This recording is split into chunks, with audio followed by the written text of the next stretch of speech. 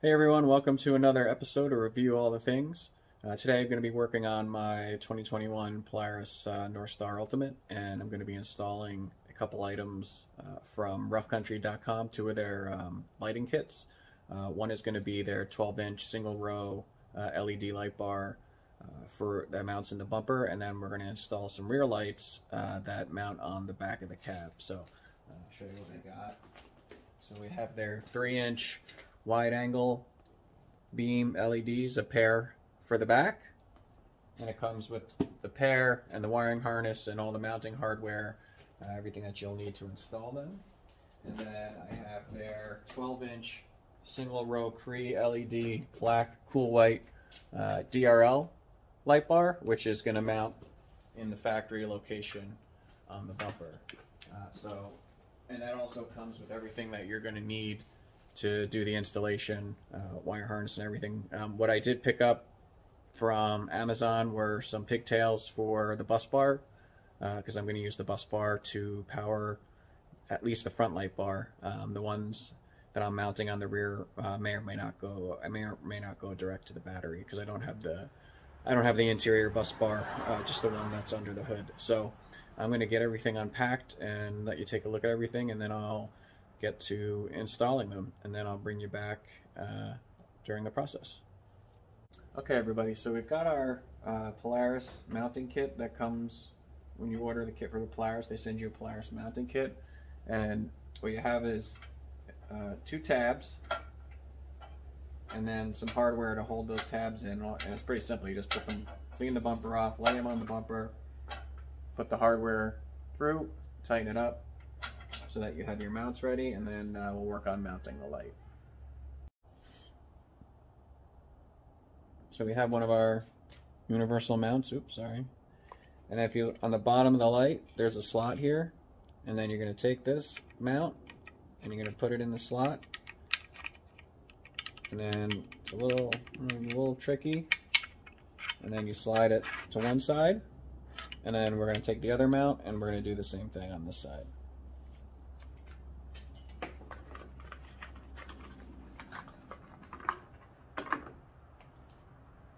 So we got this one. I'm going to go ahead and put that guy in. And it helps, I already did it, but if you take it, let's see if I can show you. Take the back, you put that in first, and then pull it towards the bottom, and then slide it in. Otherwise, you might be wrestling with it.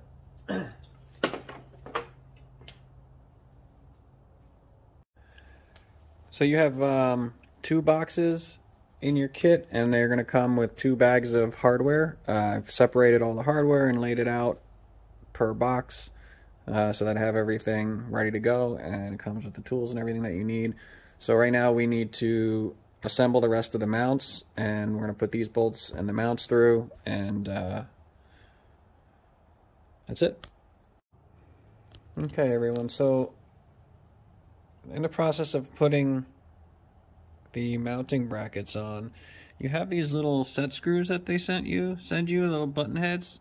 You know, it's supposed to be easy enough. You're supposed to, you know, put them on, put the set screws in, and then tighten them up to keep them in place. Well, let me tell you, they send you an Allen wrench, right? They send you all the Allen wrenches. There's no way that I was able to tighten these set screws with this Allen wrench. And beyond that, the set screws are supposed to be able to go through the other side of the bracket to push down on the lamp to pinch it in place. They would not go through the other side, so I had to break out a tap. I tapped the holes. I ran a thread chase through the set screws, and you can't get a tap very far through because it'll just bottom out on the other side of the bracket. And even after doing all that, I still wasn't able to get the set screws in. So luckily I have a lot of tools. So I resorted to a high quality Allen wrench, and I slowly tightened and loosened until I could put enough leverage on these to get these things to pinch. But these are going to strip real easy, and I even started to strip the tool that it comes with. I don't know if we can see it on the camera, but the end of the tool started to strip, and I wasn't even using this end. I was using this end. So you're either going to strip these screws or you're going to strip the tool before you get them to bite. You know, luckily I had what I needed to make it work, but I don't know, Rough Country should do some quality checks on these brackets, because that was a real pain. So we're going to move on with installing the light. I got the flush mount brackets. They're loosely bolted into place. I'm going to wait till the very end to tighten them all down. So we're going to finish assembling these brackets. The next thing that we do, we take these eye bolts. They go through the middle, and then one of these screws goes through, and through the eye bolt, and that's your mount. And then you have your clamp for the other side. That will clamp everything down, but we'll look at that when we mount it on the bumper. Okay, so we have our brackets on our lights. We have our bolts. We've rested the other clamshell on the flush mount brackets. They're still a little loose, so we got some wiggle room. And then we're gonna place the light down through, and then we're gonna put bolts through on the other side to cinch this down, and we're gonna make sure it's at the angle that we want it at before we do that.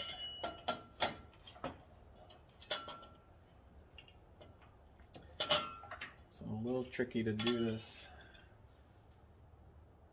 Okay, so we have our light in place. The easiest way to do this is to point the light straight down, and then just look from the back side and align your bolts.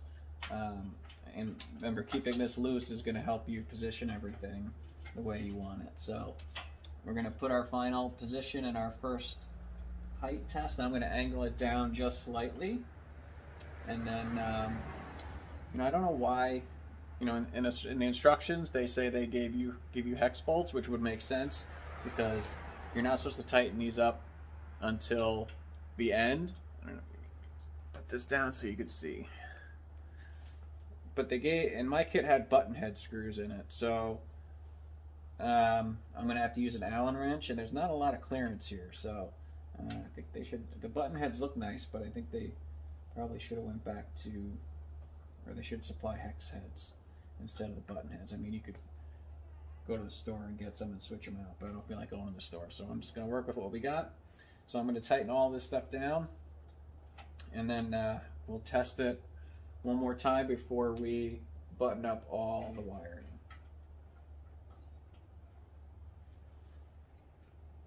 Okay, so I've got the mounting brackets, the clamshells, tightened up. Gear wrenches, stubbies, lifesavers, and it makes this go a lot faster. But you see, I didn't tighten up the brackets to the bumper yet, because I wanted to make sure I could adjust it wherever I needed. So I'm going to do that now. Like I said, it's going to be a little tricky tightening a button head with the light in the way. Like I said, I wish they would have had the other hardware, but we'll make it work.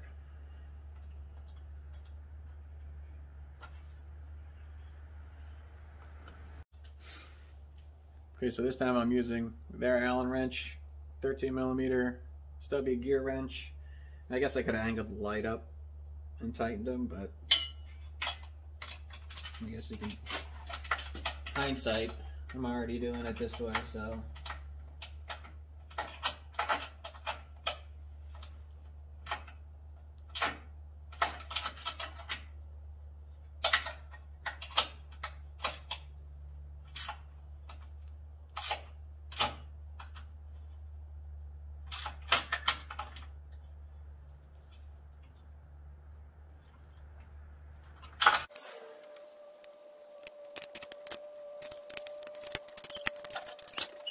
Alright, so we're all tightened up.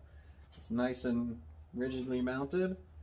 You can still fit a full-size wrench back here if you don't have a stubby wrench. There's plenty of room. It's just a little easier to use the stubby. So here's the harness that comes with it. I'm sure it's just a universal harness.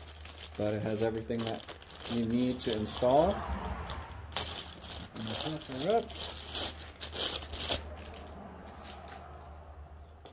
So it has a rocker switch for the lights, 3-way. We've got our fuse, and then there's our connector.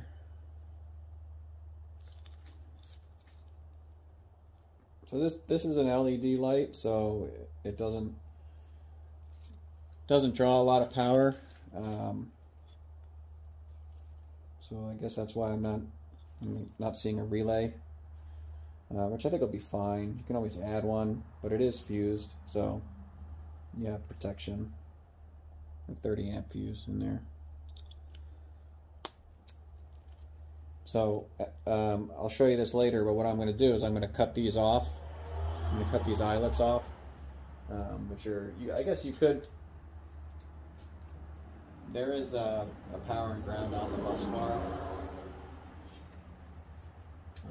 So I don't know. I'll think about it whether I'm going to cut these off or just connect them right to the bus bar like that. I'll let you know by the end.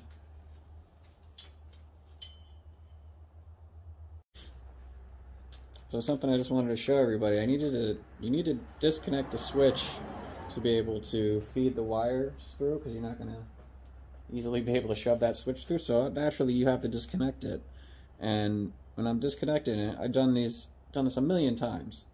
The blade actually pulled out of the back of the switch. Now I should be able to put this back in pretty easily, but you know, they shouldn't be so tight on there that you can't disconnect the switch easily. So I'm going to put this back together and hopefully it works, but I'll be sending Rough Country an email. I know they're really good with their customer support, so I have no doubt they'll probably send me a new switch, but just be extra careful. Hopefully this works when we're done so we can actually see what it looks like.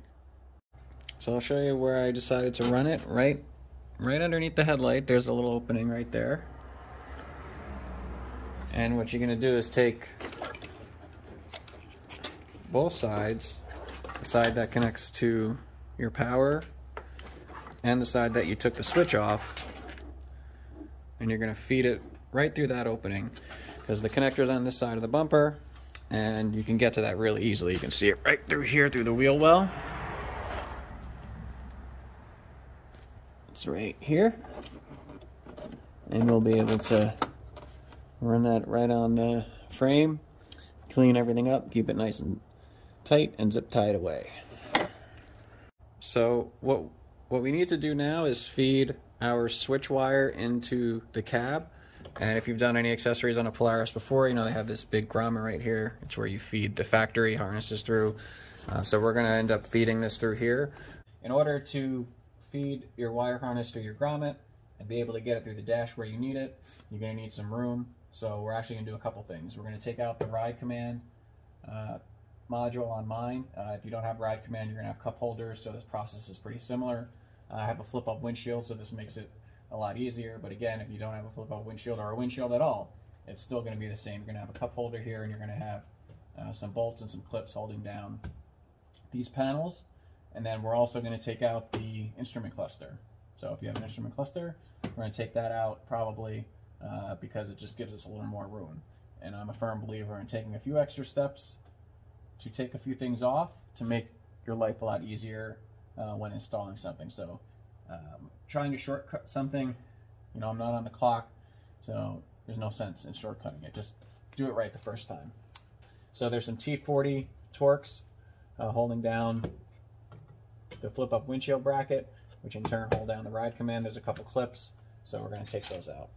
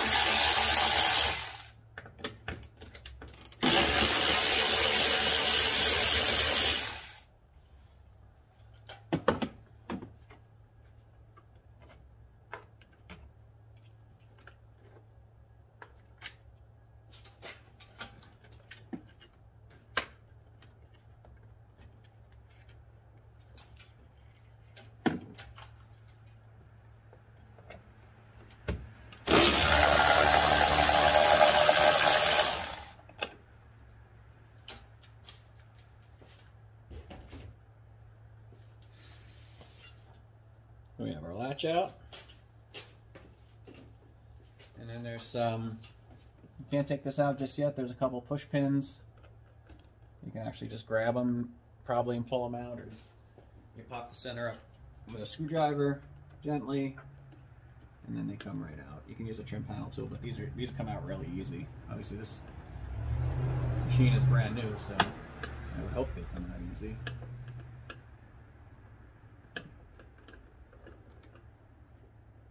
That one's giving me a little trouble, so I don't want to break anything.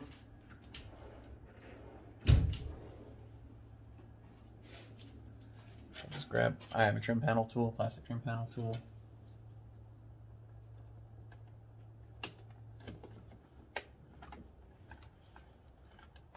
If you break these, you can get them off of Amazon. They're not very expensive. I have a whole kit. So you have your push pin clips that we've taken out, 2 of them. Them to the side.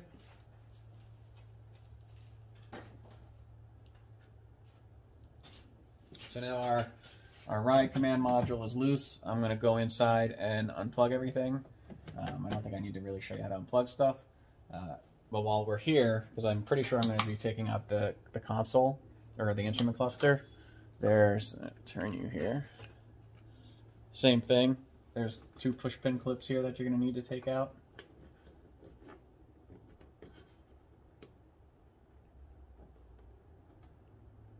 A little cold today, so these are a little tough.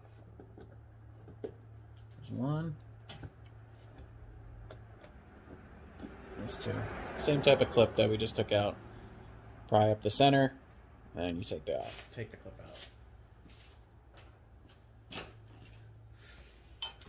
out. And that's actually all that holds in the center console.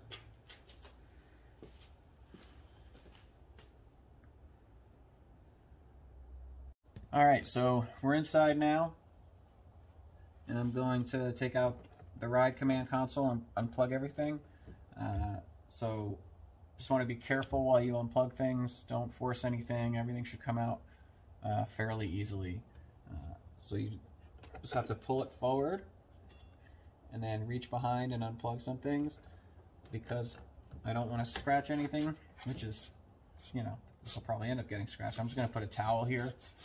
So when I lean it forward, I don't scratch the screen or anything like that, because some of the connectors take a little bit of effort to pop out. Alright, so we're going to start disconnecting.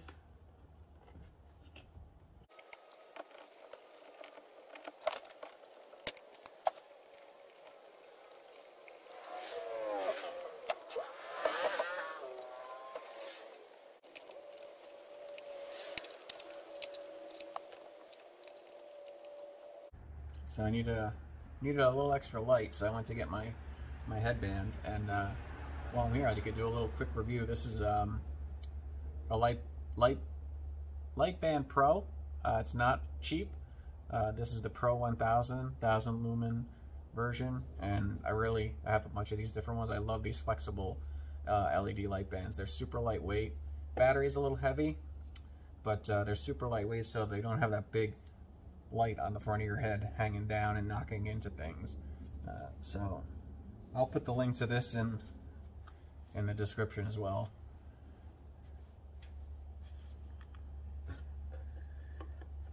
So I don't know why. Well, I guess I know why. I'm in the automotive business, and I was a technician for quite many years, and I don't know why the engineers decided to put the push clips for the connectors on the top when there's not a lot of room to get in there to grab them and push them down. They could have just put them on the bottom, but you know, kind of used to that. Engineers don't think about serviceability.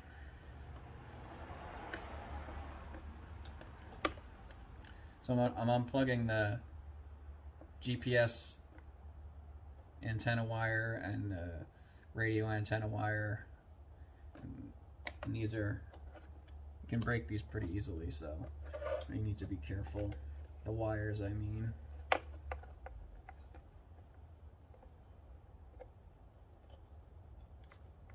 And these were a pain in the butt last time I took this out. And it's a little cold today, so I fingers are a little cold and the plastic is a little cold, so just take your time. Remember, you don't want to break any of this stuff. Okay, so we got everything disconnected. You can see all the stuff that you have to disconnect for the ride command. These are the ones that are a little bit of a pain in the butt because the connector's release tab is on the top. So I just stick a screwdriver in there and gently push them down and pull them off. But get everything disconnected, get it out of your way. Don't leave it hanging and stress the harness. Don't try and flip it up. Just get it out of your way so it's easier for you to work. I see people just taking stupid shortcuts and then you end up damaging your equipment.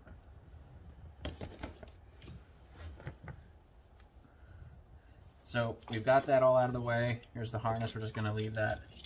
And then I'm gonna take the instrument cluster out, just again because it creates more room. I think I'm actually, well, I have options for the switch panel. I have I got two factory spots here that I can use, and then I also have two factory spots over here. And I think because it's a forward-facing light bar, I'm going to put it over here next to the headlight switch, just because it's most intuitive. And I'll save these for, maybe I'll use one of these for the rear lights, or again, I have another blank over here that I might use. So I'm going to take the instrument cluster out. Move the steering wheel out of the way. I already took the clips out. You guys can see that. Just slide it forward, and there's only one connector on here. Push and wiggle.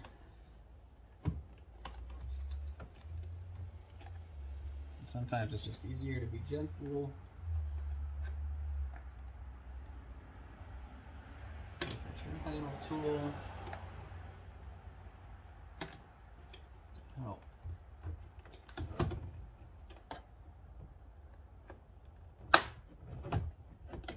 That over the hump. So there's your connector. Again, you don't want to damage any of this stuff.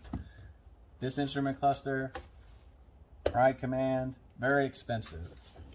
Just get it out of your way. So now I have plenty of room to work.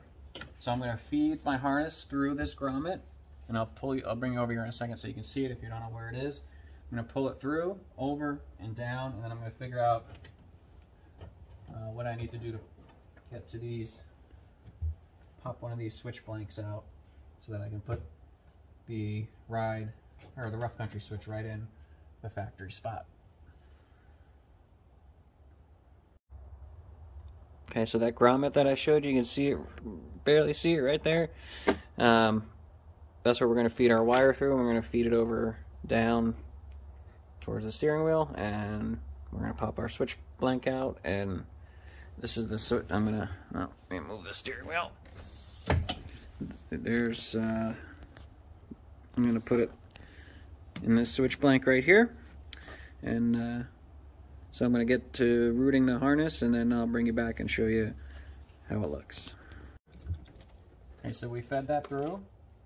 It's extremely easy, so don't be intimidated by this. You just stick it through the opening, come through, grab it, pull all your excess through, or as much as you need, and you can always pull back through the other side what we don't need. So we're going to start running this down. I'm going to run it down through the dash, and again, I have my instrument cluster out, so I can just reach right through and pull it through. And just follow along the other wire harnesses. That's where we're going to end up securing this harness.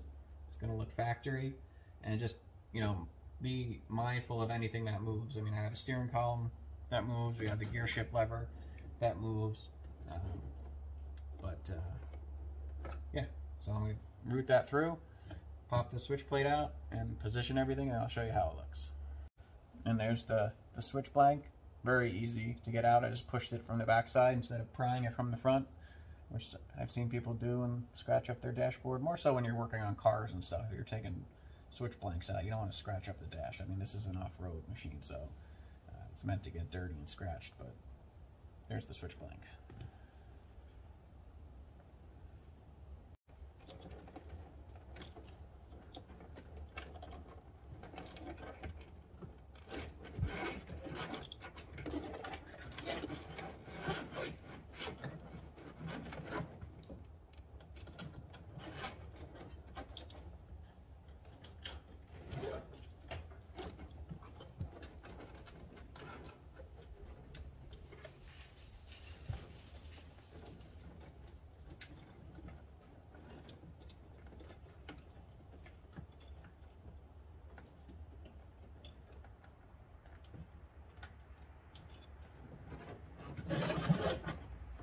Okay, so we've routed our wire all the way through, but obviously I don't need this much. Put it through our switch blank, and we're gonna go get our switch. We're gonna hook our switch up, we're gonna put it in, and then we'll hook up the power, and we'll test everything before we button everything else up.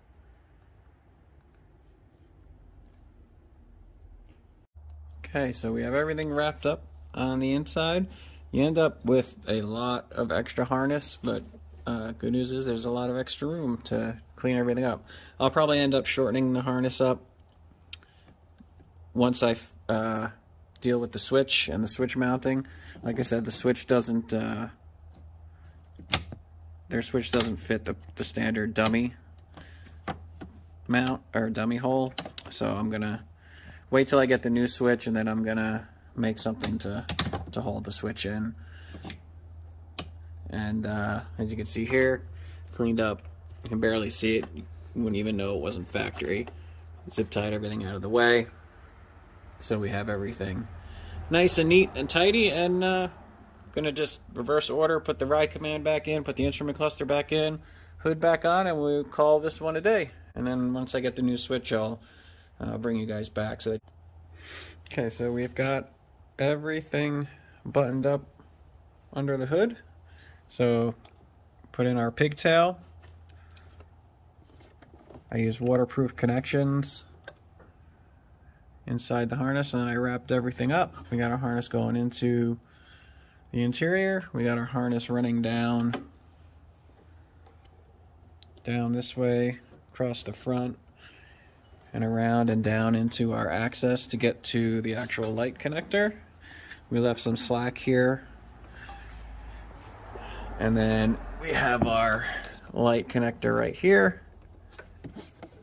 zip tied right to the frame. Nice and neat. Left some slack. You never know if this is going to get caught on something, but we don't want it to violently get ripped out, so kind of leave it a little loose. I'll probably tighten this up a little, and then see how that works. And if we got to move it, we'll move it. Okay, so real quick, I'm gonna show you guys the low. So this is a DRL version, so it has technically a low beam, which is really just daytime running lights, and a high beam. So I'm gonna show you guys what that looks like right now.